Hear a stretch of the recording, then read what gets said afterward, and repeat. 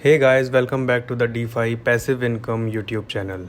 So today we are going to take a look over the Ragnarok DeFi protocol. It is basically a Titano fork which came out recently and currently they are offering a Pinksale.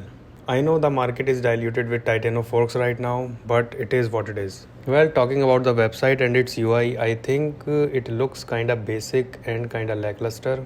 I think they should have given more time in building their website. Okay, so moving on. It is the auto staking and auto compounding DeFi 8.0 protocol with a fixed APY of 852,000%.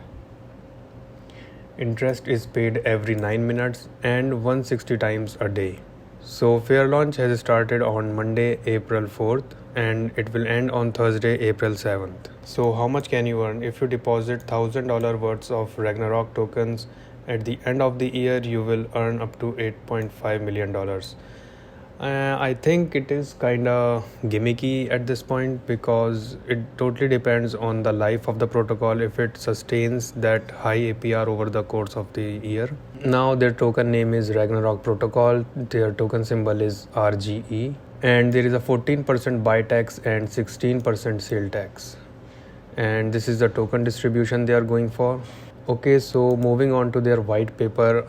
This is their white paper. I'll leave all the links down in the description so you can check it out for yourself. So high fixed APY of 852,000, automatic burning of supply in every transaction. So this protocol will reward its investors 0.06142% every 9 minutes with the APY of this, just by holding their RGE tokens in your wallet. So they have Ragnarok Insurance Fund RIF, which maintains a consistent 0.06142% rebase rate paid to all RGE token holders. There is Ragnarok Flame, which is kinda like burn pit. For every transaction, 2.5% of traded RGE tokens are burned in the Ragnarok Flame. Team consists of intensely driven and crypto enthusiast individuals with solid experience in DeFi.